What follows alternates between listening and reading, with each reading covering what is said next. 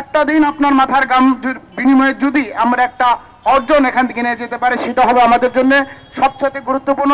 আমার মনে হয় রাষ্ট্রীয় কিছু ঊর্ধ্বতন কর্তৃপক্ষ মাননীয় প্রধানমন্ত্রীর নিকট সঠিক দিক নির্দেশগুলা তুলে ধরেন নাই, যার কারণে 35 বাস্তবায়ন হতে অনেক সময় পার হয়ে যাচ্ছে। আজকে রাষ্ট্রের কিংবা পলিসি মেকারদের একটা বিষয় সুস্পষ্ট জেনে রাখা ভালো, যে আজকে শুধু এই দাবিটি নিয়ে বাংলাদেশেই কিন্তু একমাত্র 30-এ বন্দী করে রাখা হয়েছে। আর বিশ্বের কোথাও আমরা 30-এ বন্দী করার নজির দেখি নাই। এটা আমাদের দেশের শিক্ষিত তরুণ কিংবা পলিসি মেকারদের জন্য অত্যন্ত লজ্জার। যেখানে দীর্ঘদিন ছাত্র সমাজ আন্দোলন করে যাচ্ছে, সেখানে দাবিটি আটকে রাখা এটা এক ধরনের প্রহসনের শামিল বলে আমরা বিশ্বাস করি। আপনারা ইতিমধ্যেই জানেন যে 35 চাকরিতে বয়সের প্রবেশসীমা 35 করা নিয়ে দীর্ঘদিন যাবৎ একটি আন্দোলন শুরু হয়েছে। সেটা 12 বছর হয় চলমান। তবে 2018 সালে যখন আওয়ামী লীগ সরকার ইশতেহারটি দিয়েছিল, সেই ইশতেহারে খুব সুন্দর করে বলা হয়েছিল যে এই সরকারের যে নির্বাচনটা হবে সেই নির্বাচনে বয়স বৃদ্ধি করা হবে। ইশতেহারে এটা খুব সুন্দর করে উল্লেখ করা আছে, যার পরিপ্রেক্ষিতে শিক্ষার্থীরা রাস্তায় নেমে আন্দোলন বা সমাবেশ যেটা হোক এটা চালাচ্ছে। এখন বিষয় হচ্ছে, এখন সাম্প্রতিক সময়ে সবচেয়ে বেশি যেটা আলোড়ন সৃষ্টি করেছে সেটা হচ্ছে 35 সময়ের দাবি, এটাকে যত তাড়াতাড়ি সম্ভব বাস্তবায়ন করার জন্য। সেটার পিছনে মূল কারণ হচ্ছে করোনায় আমরা 2.5 থেকে 3 বছর ক্ষতিগ্রস্ত হয়েছি। এখানে বিশাল একটা সেশন জট ছিল বা অনেকের বয়স শেষ হয়ে গিয়েছিল, যার পরিপ্রেক্ষিতে এই আন্দোলনটা আরও বেশি জোরদার হয়ে গিয়েছে।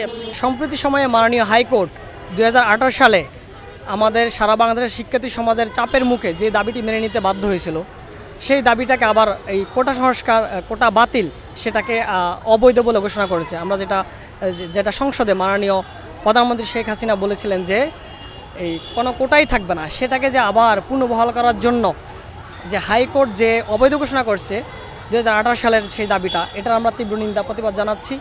কারণ ইতিমধ্যে দেখতে পাচ্ছি আমরা ঢাকা বিশ্ববিদ্যালয় থেকে শুরু করে সমস্ত দেশের অন্যান্য যে পাবলিক বিশ্ববিদ্যালয়গুলো আছে, তারাও কিন্তু সেই দাবির প্রতি অসন্তোষ প্রকাশ করে তারা এই বিক্ষোভ মিছিল করেছে, প্রতিবাদ সভা করেছে। আমি সরকারের প্রতি বিনীত আহ্বান জানাবো, ছাত্র সমাজকে নিয়ে খেলার চেষ্টা করবেন না। ছাত্র সমাজের আবেগ অনুমতির জায়গাতে আঘাত দেওয়ার চেষ্টা করবেন না। ছাত্র সমাজ যদি রুখে দাঁড়ায় তাহলে কিন্তু পালানোর পথ পাবেন না। কারণ এই কোটা এমন একটা বিস্ফোরা, যেখানে একটা রাষ্ট্রকে ধ্বংস করে দেওয়ার জন্য যথেষ্ট, ছাত্র সমাজকে ধ্বংস করে দেওয়ার জন্য যথেষ্ট। একই সাথে চাকরিতে প্রবেশের বয়সসীমা 35-এর দাবি জানাই আমরা আমাদের পক্ষ থেকে সরকারের কাছে, যে অনতিবিলম্বে এই কোটা বহালের রায়কে খারিজ করে দেওয়া হোক এবং একই সাথে চাকরিতে প্রবেশের বয়সসীমা 35 করে দেওয়া হোক। করোনায় আমরা আমাদের বয়স হারিয়েছি 3 বছর, একদম আমরা কোনো সার্কুলার আসে নাই, আমরাও কোনো আবেদন করতে পারি নাই। আর একটা দুঃখের বিষয় বলতে হয় যে ছাত্রছাত্রীরা তাদের টিউশনির টাকা খেয়ে না খেয়ে বা অন্য কোনো কাজ করে 2-4 টাকা ইনকাম করে একটা আবেদন করে, সেই আবেদনের পরীক্ষা একই সাথে মনে করবেন একই দিনে 4 থেকে 5টা বা তারও বেশি পরীক্ষা থাকে। এটা কি একটা প্রহসন। আরেকটা কথা হচ্ছে যে করোনায় বয়স হারাইছে সবাই, কিন্তু একটা শ্রেণী ব্যাকডেট দিয়েছে। ব্যাকডেট হচ্ছে বেকারদের সাথে একটা প্রহসন এবং বৈষম্যমূলক আচরণ করা। যেমন ব্যাকডেট হচ্ছে তারাই পাইছে যারা 30 বছর অলরেডি ভোগ করছে, তারা আবার নতুন করে একটা ব্যাকডেট পাইছে। তাও বলা হয়েছে 39 মাস, কিন্তু সেটা অ্যাকচুয়ালি হয়েছে 13 মাস। কিন্তু যে ছেলেটা 26, 27 অথবা 28 বছর হয়েছিল, তার সামনে কিন্তু ওই সময় ওই 2 থেকে 3 বছরে কোনো রকম সার্কুলার আসে নাই বা সে কোনো আবেদন করতে পারে নাই, তাহলে তার সাথে এটা এক ধরনের বৈষম্যমূলক আচরণ করা হয়েছে। কিন্তু যদি এইভাবে একটা স্থায়ী সমাধান দেওয়া হয়তো, যে যার বয়স ধরেন যে আজকে 24 বছরে শেষ হয়ে যাওয়ার কথা, 30 হওয়ার কথা, তাকে যদি বলা হয়তো এরপরও আপনি 3 বছর পাবেন, তাহলে 27-এ শেষ হবে, এবং যার 27-এ শেষ হওয়ার কথা 30, সে দেখা গেছে 30 পাবে। এরকম একটা স্থায়ী সমাধান দিলে আজকে এই যে হাজার হাজার শিক্ষার্থী মাঠে এসে দাঁড়িয়েছে 35-এর জন্য, এটা লাগতো না। কোটা এটা একটা বৈষম্য ছিল, সেক্ষেত্রে স্বয়ং প্রধানমন্ত্রী এই কোটাকে সংসদে বাতিল বলে ঘোষণা করেছিল, এবং এটা কি বলা যায় স্বাগত জানানোর মতো একটা সিদ্ধান্ত ছিল তার।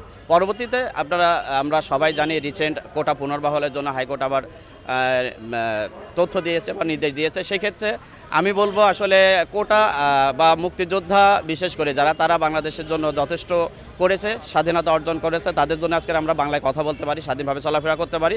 সেক্ষেত্রে তাদেরকে বিভিন্নভাবে সম্মানিত করা যেতে পারে।